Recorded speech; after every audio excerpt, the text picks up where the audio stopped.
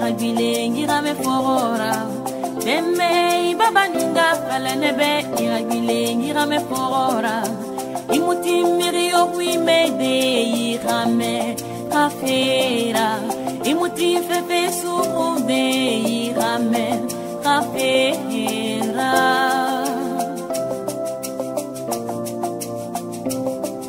Un conditionneur de manège du savoir, merci d'honorer la CIAR TV, la chaîne au cœur de la nation. Nous sommes très heureux aujourd'hui de recevoir sur notre prestigieux plateau un patriote, un jeune dynamique, honorable Bernard Fongan. Honorable, bonjour et bienvenue à la CIAR TV. Bonjour madame. Comment allez-vous? Ça va très bien. Nous sommes très heureux de vous avoir sur notre plateau. Pourriez-vous vous présenter à nos téléspectateurs?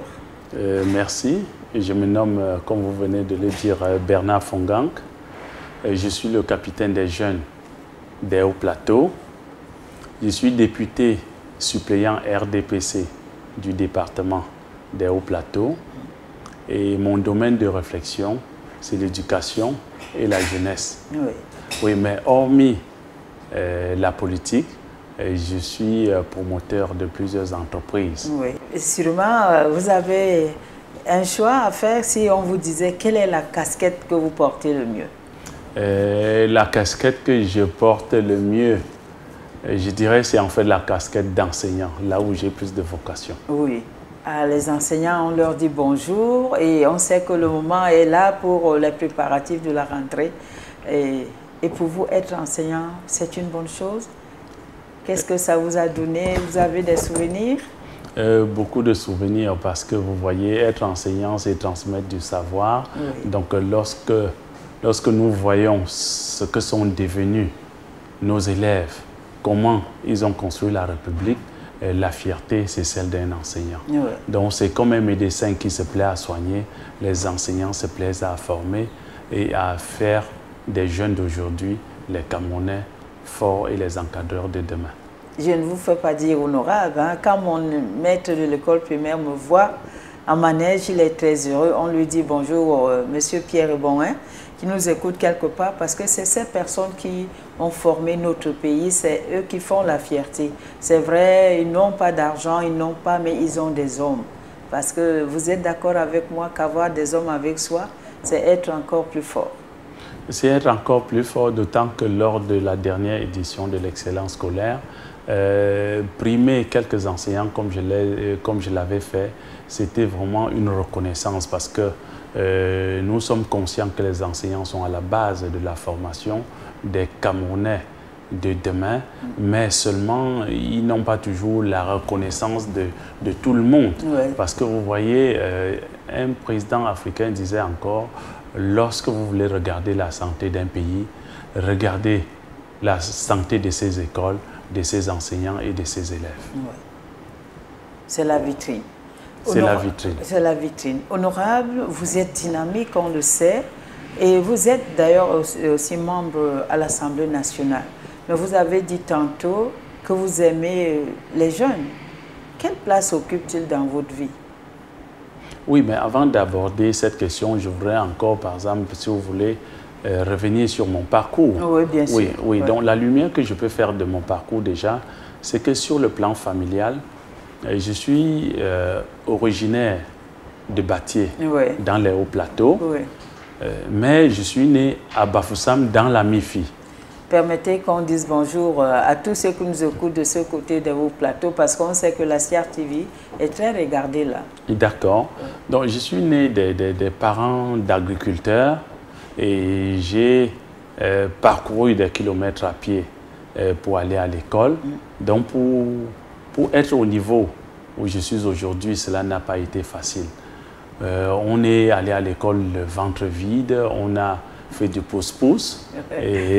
On a fait les palmistes. Oui, on a fait du commerce, du petit commerce et des petits boulots pour avoir l'argent de poche. Ouais. Oui, bon, maintenant, sur le plan académique, j'ai obtenu une maîtrise en génie civil à l'école normale de Cachan. Ouais. Oui. Ensuite, un DEA à l'université Marne-la-Vallée qui était basé sur les bétons à haute performance. Ouais. Oui, mais avant d'arriver en France, au Cameroun, j'ai d'abord obtenu un baccalauréat C au lycée classique de Bafoussam. Ensuite, un diplôme de technicien supérieur de génie civil à l'École nationale supérieure des travaux publics de Yaoundé. Et enfin, un diplôme d'enseignant, c'est-à-dire un diplôme de professeur des lycées d'enseignement technique à l'école normale de l'enseignement technique ici même à Douala. Donc voilà à peu près le parcours que j'ai réalisé sur le plan académique. Maintenant, sur le plan professionnel, à la sortie de l'école, j'ai été affecté immédiatement à l'École nationale supérieure des travaux publics de Yaoundé, parce qu'il faut quand même souligner que j'étais major de ma promotion. Ouais, félicitations. Merci.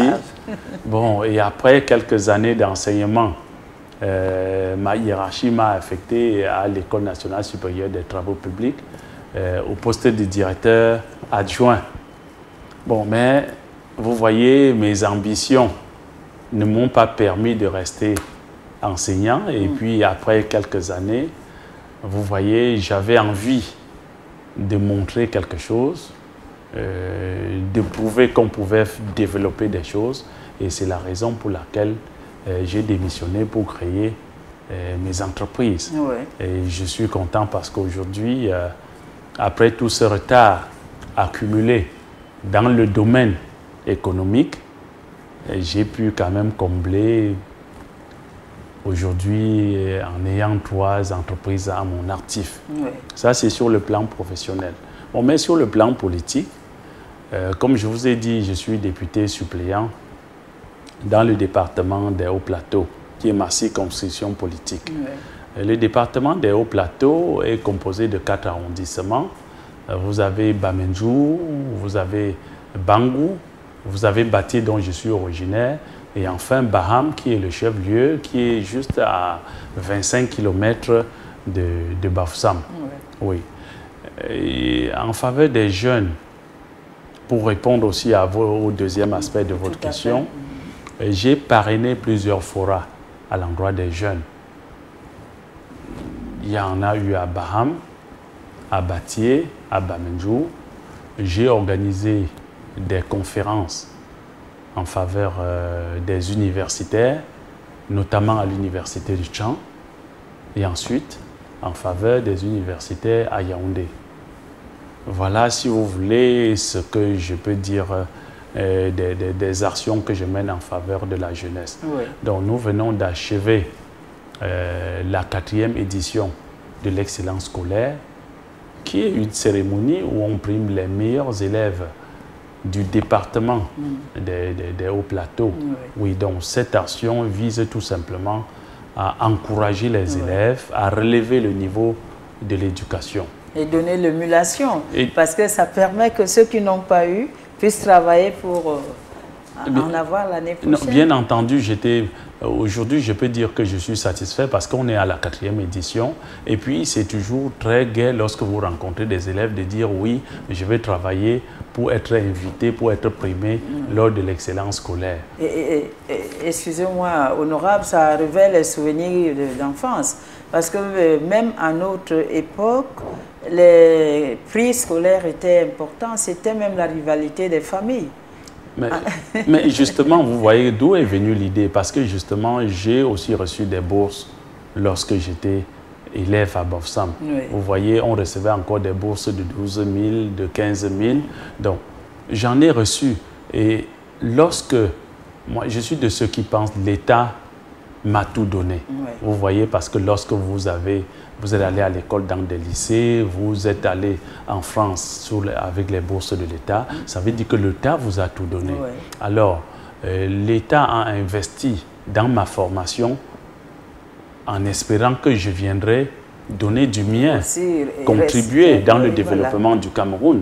Donc, ce n'est pas parce que j'ai démissionné de la fonction publique que j'ai cessé de participer au développement du Cameroun. Donc, cette excellence scolaire, justement, que je donne, c'est pour, si vous voulez, c'est un peu pour rendre ce que j'ai reçu de l'État. Pourquoi ne pas encourager les élèves à devenir aussi enseignants et à devenir des cadres de la nation comme moi. Oui. Oui, donc même lorsque j'ai primé quelques enseignants, c'était aussi pour les encourager et à dire, oui, il y a des gens qui reconnaissent ce que vous faites, qui reconnaissent vos efforts. Tout à fait. Donc voilà pourquoi nous avons organisé cette cérémonie d'excellence scolaire. Et nous avons fait plus parce que nous sommes en train de préparer, bref, une autre cérémonie qui est la cérémonie baptisée Arbre de Noël. Ouais. Là, je soutiens mon épouse Mafofo, à qui je dis déjà merci. Oui, et nous lui disons bonjour madame. Et nous aimons le dire, les femmes dans les maisons sont comme le sel dans la soupe. Hein. S'il n'y a pas de sel, la soupe est fade. C'est bien mon sel si vous voulez. Donc je suis en train de la soutenir, de contribuer à l'organisation de la 4e audition de l'Arbre de Noël. L'Arbre de Noël, c'est une cérémonie où ce ne sont plus les jeunes, où ce sont plutôt les nouveau-nés, oui, les mamans qui viennent d'accoucher, qui sont primées. Elles les aident à leur donner un peu de lait et puis du petit matériel après la naissance. C'est aussi une cérémonie qui couvre le département des Hauts-Plateaux et qui est aussi rotatif. Oui. Donc vous voyez, voilà les actions que nous menons en faveur de la jeunesse.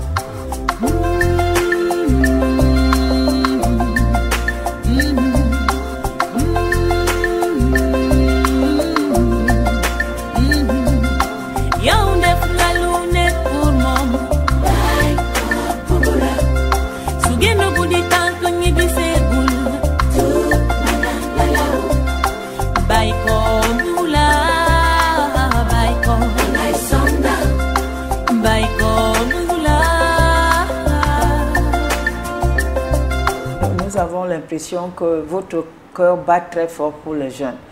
Et qu'est-ce qui vous dérange quand vous voyez la jeunesse aujourd'hui? Qu'est-ce que vous pensez qu'on puisse faire pour peut-être qu'ils ne soient pas comme nous, parce qu'on ne peut pas comparer les générations, mais au moins qu'on retrouve un peu de cette chaleur dont nous avons bénéficié de nos parents? Vous voyez, lorsque vous parlez de la jeunesse, je pense que c'est un mot, comment dire, que je lis tous les jours, que je prononce tous les jours, que je vis tous les jours. Parce que vous voyez, lorsque je vais évoluer sur le terrain politique, bon, on me taxe de jeune, bien que je pense que je sois déjà un peu vieux, parce que je suis aussi un peu au bord de la retraite. Bon, les jeunes, je les vis tous les jours. Vous voyez, être jeune, rien de plus facile qu'être jeune. Tout le monde passe par là. Oui. Mais être jeune, la jeunesse, il y a beaucoup d'atouts dans la jeunesse. Tout à fait. Vous voyez, vous êtes fort lorsque vous êtes jeune. Oui. Vous êtes dynamique, vous êtes rigoureux, vous êtes habile, vous êtes rapide. Vous voyez, tout ça, ça devrait montrer, et le président de la République le dit toujours, la jeunesse, c'est le fer de lance de la nation. Mais d'où vient-il qu'aujourd'hui, qu'il y ait des inquiétudes? Vous voyez, on n'est pas forcément très fiers de notre jeunesse. Oui, pour des multiples raisons. Lorsque la dernière conférence des jeunes que j'ai faite au bénéfice des universités de Yaoundé, j'ai été déçu de ne pas recevoir le nombre d'étudiants escomptés. J'aurais parié que la salle n'aurait pas été assez grande pour accueillir les étudiants. Parce que pour une fois, ils recevaient une conférence gratuite. Mais vous voyez, certains ne sont pas venus sous prétexte que je ne leur avais pas payé le transport. Donc, allez-vous organiser une conférence gratuite? Vous voyez, on leur a donné des polycopes gratuitement, mais fallait-il leur payer encore le transport? Ça veut dire que les jeunes, cette fois-là, n'ont pas fait l'effort qu'ils devaient faire. C'est-à-dire qu'au moins, faire un effort de venir assister à la conférence, soit en venant à pied, soit en venant à pied, soit en faisant l'effort d'avoir l'argent de taxi pour venir assister à la conférence. Lorsque j'ai travaillé avec les jeunes dans les Hauts-Plateaux, je vous sais encore une autre expérience. Pour aider les jeunes, j'ai créé une succursale de Sotrafic dans le département. C'était en vue, si vous voulez, de créer des emplois et de recruter les jeunes, de permettre aux jeunes de travailler. Mais je dois être déçu de vous dire que l'expérience n'a pas été toujours bonne parce que quelquefois j'ai été obligé de venir à Douala chercher des employés. Pourquoi? Parce que les employés dans le département, dans la zone rurale, sont plus exigeants que vous ne pensez. Ils veulent bien être payés, mais beaucoup ne veulent pas travailler. Parce que, imaginez-vous à Douala, avec 60 000, 70 000, 80 000, nous payons des employés mensuellement. Mais au village, les jeunes ont de la peine à accepter 2 000 ou 3 000 francs par jour pour travailler. Et dès lors que les funérailles sont organisées à côté, puisqu'on donne à boire gratuitement, bon, vous n'avez plus un seul employé. Ça, c'est une deuxième expérience. La troisième, celle que nous vivons tous les jours, c'est dans les entreprises. Tous mes collègues entrepreneurs, y compris moi-même, disons toujours, nous cherchons des employés. Mais qu'est-ce que ça veut dire? On cherche des employés dans un pays où le taux de chômage est quand même important. C'est-à-dire où les jeunes n'ont rien à faire. Ça paraît paradoxal. En fait, qu'est-ce qu'on cherche? On cherche des bons employés. C'est quoi un bon employé? C'est un employé qui a un minimum de potentiel, dont une base. C'est un employé qui a une bonne moralité. C'est un employé qui veut travailler. Mais justement, au Cameroun, on a de la peine à avoir des employés qui réunissent en eux ces trois critères: le potentiel, le travail et la moralité. Est-ce que vous ne trouvez pas que c'est très embêtant que dans un pays où tout est à faire, que les jeunes n'aient rien à faire? Parce que lorsque vous allez en Europe, l'Europe est construite. C'est-à-dire qu'ils ont leurs routes, ils ont leurs bâtiments, ils savent où vivre, ils ont leurs hôpitaux. Mais nous, nous n'avons encore rien. Donc vous voyez, nous vivons encore de l'agriculture, donc on veut se développer. Ça veut dire qu'il y a trop à faire. Mais les jeunes ne veulent rien faire. Que lorsqu'on fait un test de 100 personnes qui cherchent de l'emploi, vous avez à peine 10 qui réussissent le test. C'est-à-dire que ceux qui ont tous ces potentiels, lorsque nous recrutons les employés, 10% traversent le cap de l'essai. Pourquoi ils ne passent pas à l'essai? Bien entendu, il y a eu une baisse de niveau, ça c'est clair. Mais au-delà de la baisse de niveau, l'engouement même au travail, dès lors que le contrat est signé, ils ne veulent plus venir travailler, soit des prétextes de maladie, ils vivent loin, ils sont en retard, on veut gagner de l'argent sans rien faire. Sans effort. Sans effort. Bon, donc aujourd'hui, lorsque nous regardons notre jeunesse, on projette dans 20 ans, on se demande quels sont ceux qui vont prendre la relève de nos parents et de nous-mêmes. Sans être pessimiste, nous devons dire tout simplement que nous devons encore nous pencher sur l'éducation de notre jeunesse. Tout à fait. Peut-être que c'est notre faute à nous-mêmes, c'est-à-dire que je suis de ceux qui dénoncent toujours ce métier qu'on a appelé la fémania, parce que, vous voyez, c'est des gens qui ont donné l'impression qu'on pouvait arriver en prenant des raccourcis. Vous voyez bien que les fémans d'hier, les fémans de 1980 et de 1990, je pense que vous ne les voyez plus sur le terrain. Bon, ça veut dire, oui, ça veut dire tout simplement que c'était du banditisme pur et simple. Et nous avons crié haut et fort, nous avons dit à nos jeunes, ce n'est pas le chemin à emprunter. Le seul chemin à emprunter, le vrai chemin à emprunter, c'est le chemin du travail.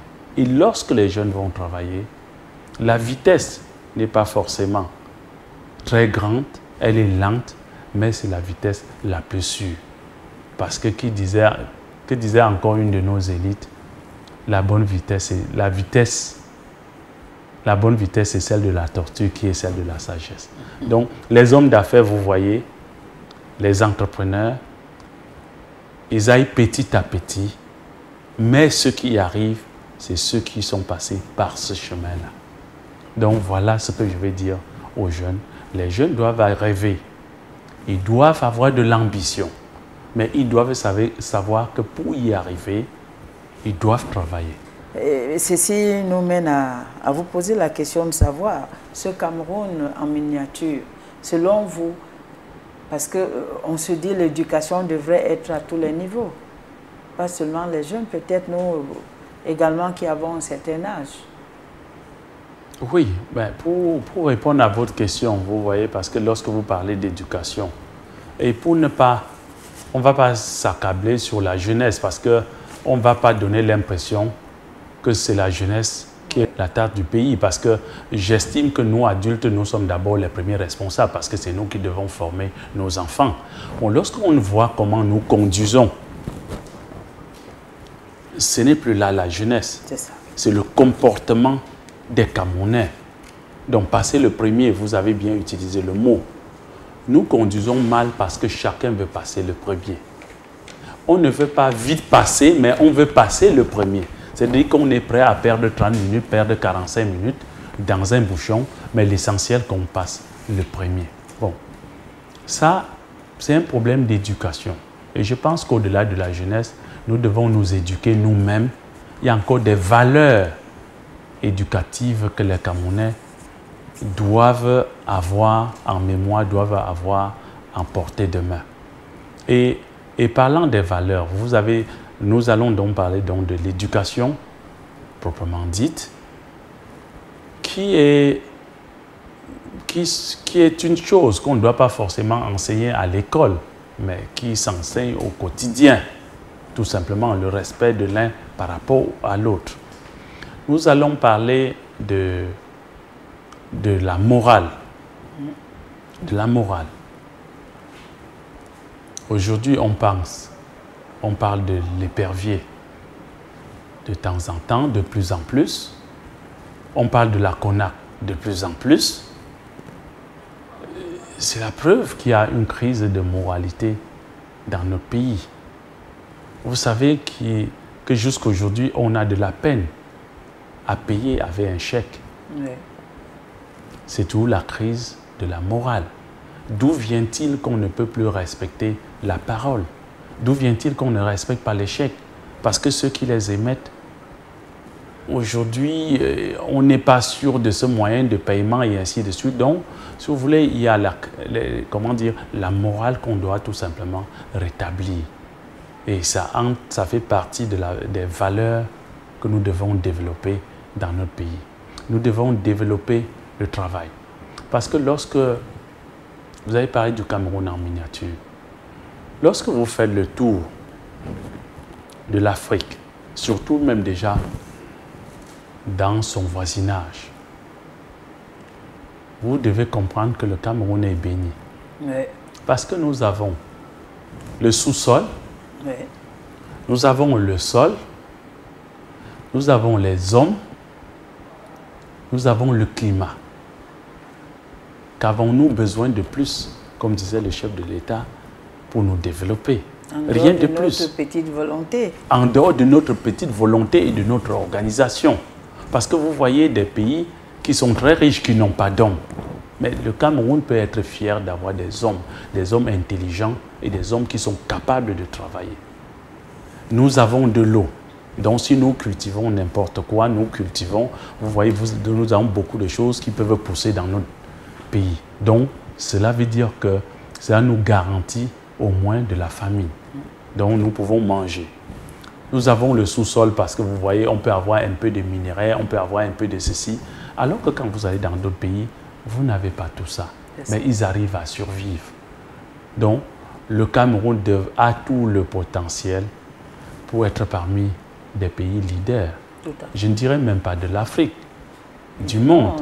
Parce que vous voyez, quand on rentre dans des années, il y a 30 ans, 40 ans,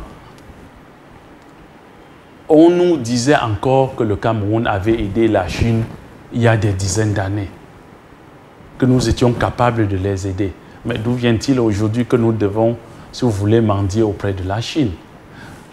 Les pays asiatiques, Vous voyez, les pays émergents, comme on va appeler aujourd'hui, c'est des pays, vous voyez, qui quittent de rien. Qu'est-ce qu'ils ont de plus? Juste le travail, c'est-à-dire qu'ils se sont organisés, ils ont compris qu'il fallait travailler, ils se sont mis à travailler. C'est la raison pour laquelle quand vous allez en Chine, vous voyez n'importe qui en train de travailler, n'importe qui a une petite usine derrière sa maison et ainsi de suite. Et la Chine doit son développement seulement grâce au travail. Et je pense même que le fait que la Chine sorte de plus en plus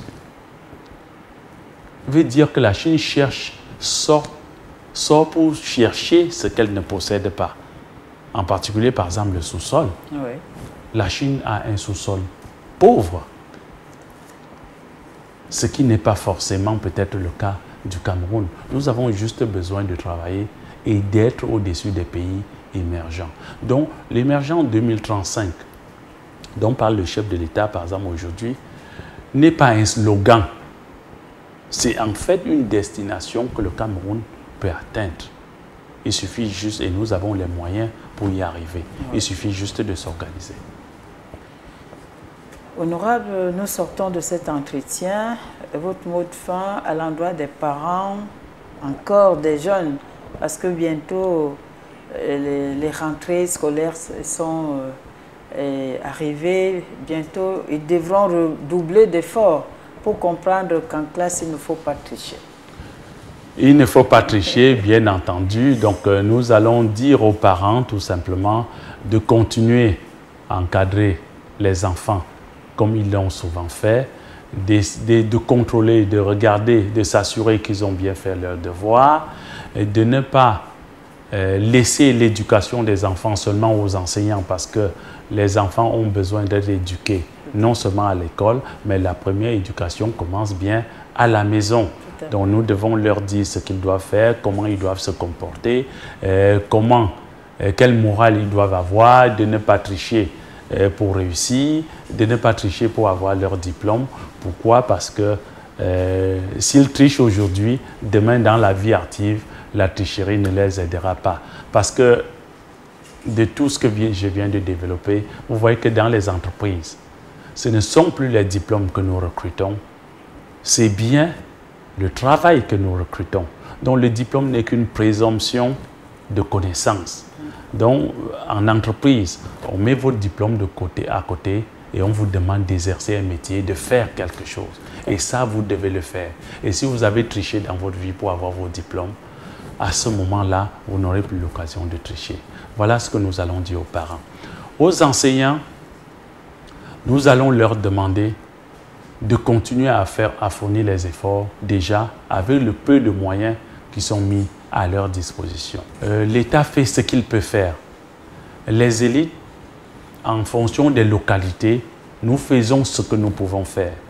Et les politiciens essayent quelquefois d'accompagner par l'excellence scolaire, organisée par-ci et là. Nous savons certes que tout cela n'est pas suffisant, mais ils doivent comprendre que tout ce monde fait ce qu'il peut et que nous reconnaissons le travail qu'ils fournissent pour le pays. Le travail de base qui est celui de former nos enfants, celui de former nos petits frères, celui de former les encadreurs qui vont tenir le Cameroun demain. Leur travail est primordial. Nous savons qu'ils vont souvent à pied, nous savons qu'ils ne sont pas souvent bien vêtus, qu'ils ne sont pas souvent bien chaussés. Même pas respectés, mais... Oui, ils ne sont pas respectés par tout le monde, mais ils sont respectés par nous autres.